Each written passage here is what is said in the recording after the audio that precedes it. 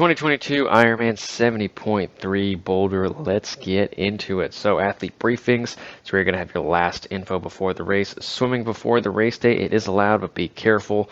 Check-in, these are the typical things that you're going to need for check-in. Make sure you keep an eye out for your QR code, your active registration. Get your timing chip at the race check-in. Make sure you get your packet pickup as well and bring ID. Packet will include those things. Days before the race, you can check out some of the stuff here. Mandatory bike check-in and athlete check-in are the biggest ones, Friday or Thursday. Bike check-in will be on that Friday from 10 to 6:30. It is a first come, first serve this year. You will get a ticket at check-in. Race day, get there early, and we'll talk about that more specifically in a couple of minutes. So that race start is going to be at 7:05. Shuttles, highly suggest you utilize those shuttles. Everyone at check-in will get a single vehicle pass where you can enter the reservoir on race day. If you don't have one, you won't be allowed to enter, so keep that in mind. And there will be 2 continuous shuttles that will run from the Boulder High School and the Comfort Inn suites, and they will run from 5 a.m. to 6 p.m. Race day is going to have all the regular fixings. Opens at 4:30, closes at 7, which is a little bit unique. You can pretty much stay into transition right up until the race start this year. They probably will adjust that. It probably is a typo, so make sure you look at that at check-in, or at the, athlete briefings. No body marking this year. Aid stations every 15 miles as is customary on the bike, and 1 to 1.5 on the run.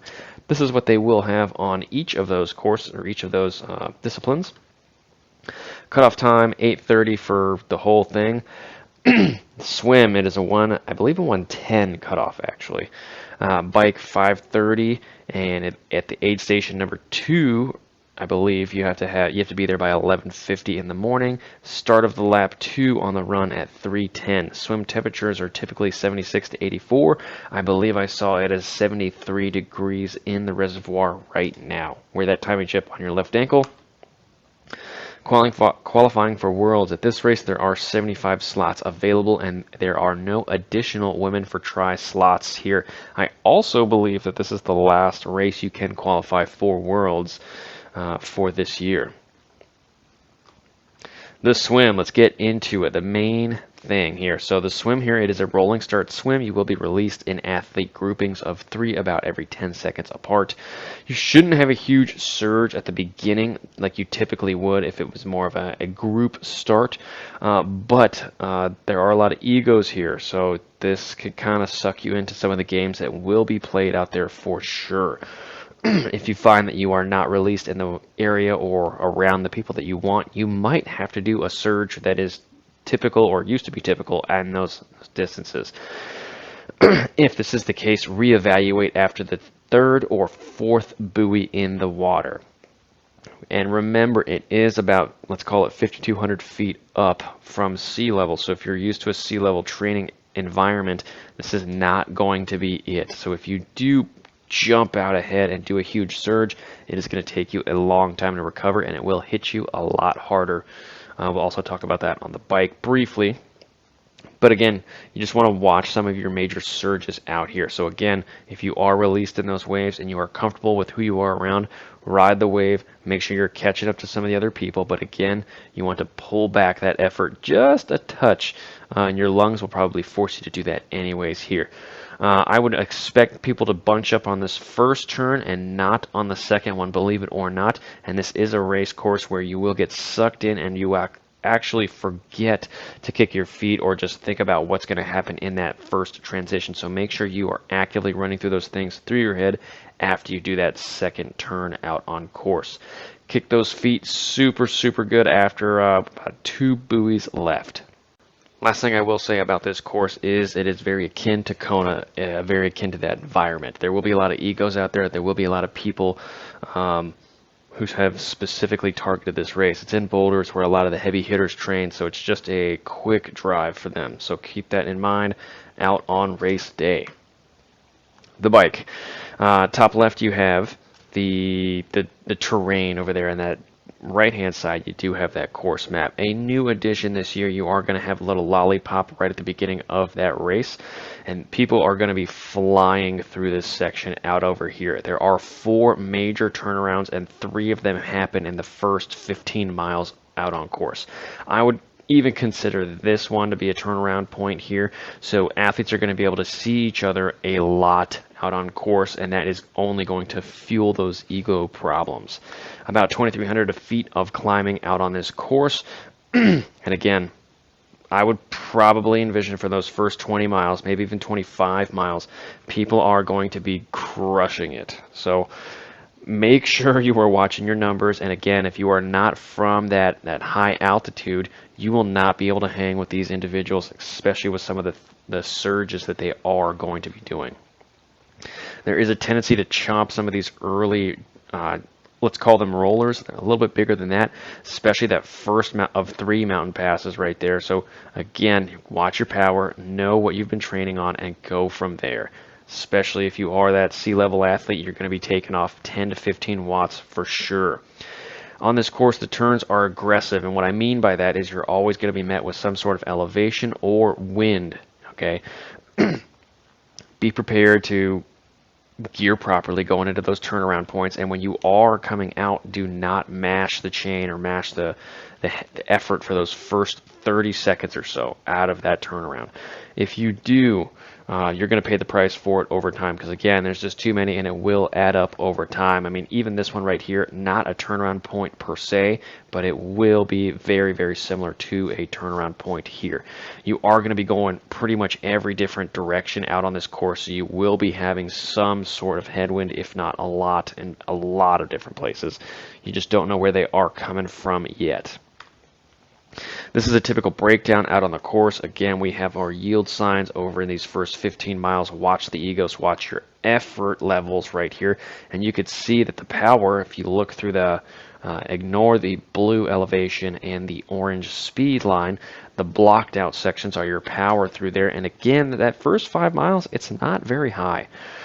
Probably your lowest consistent average for the day, and then after that it starts. So if you go out hot, you can only get slower, right? Big key points in this race, I would argue, are these probably the last 20, let's say 15 miles out on this course. And that's because everyone who is a really good hill climber or not, or just going way too hard on these hills, they're going to be paying the price later on in this race, and that is going to be the time and the place where you will be able to pass a lot of athletes here. I'm not saying you should TT your way into that transition too, but if you watch your power, you should be passing a lot of people there.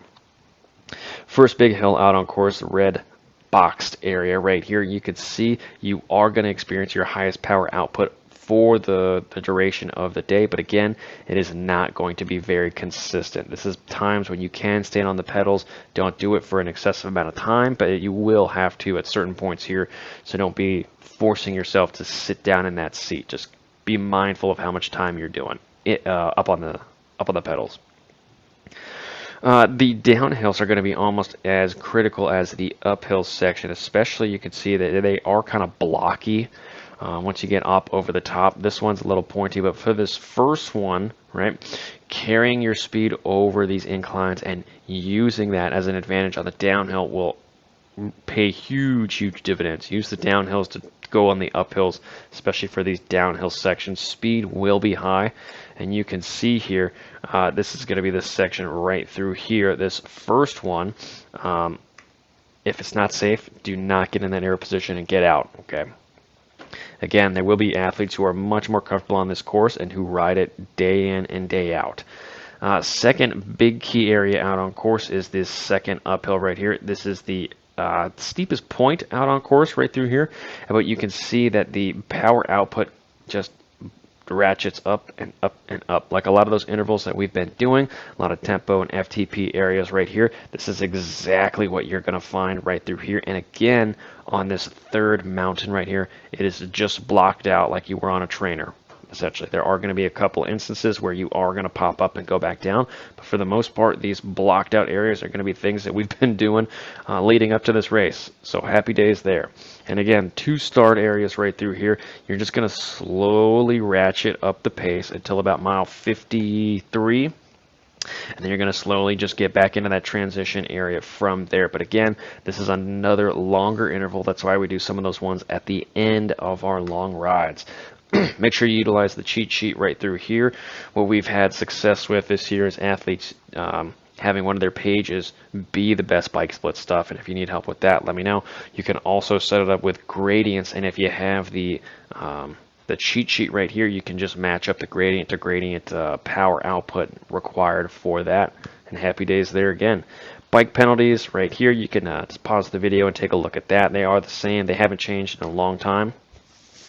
Run course, a 2-loop bike course out here, and I did not put any fancy stamps or markers out on that elevation profile because it's pretty much the opposite of the bike. Only about 320 feet of elevation gain over the course of your 2 loops. It is very common for athletes to blow up right about, I would probably say, a mile from that turnaround point, right along the reservoir right here. That's because you're going to want to do the exact opposite of what you've done on the bike, which is hold back and just be smart, right? And that's just going to be a natural thing, and you're going to have to fight that. Again, remember those egos that we talked about on the swim and the bike for those first 20 miles. They're going to be here as well. You will be able to see people in a lot of different areas, and you're going to naturally want to just go after them. Please fight that urge until about mile 5 or 6 on this run. Athletes are going to be exploding left and right. It happens every single year on this course. Make sure you are watching your hydration and nutrition levels out here and see what happened or didn't on the bike. If you went the whole way and you didn't fuel properly, then you're going to have to use those first couple of miles on the run, not necessarily to counteract it, but just try to get it back to good. And that is a breakdown of the Boulder 70.3 course in a nutshell. If you are racing and this is your A event and you want to talk a little bit more about this, I will do that additionally, so make sure you reach out, and good luck to everybody.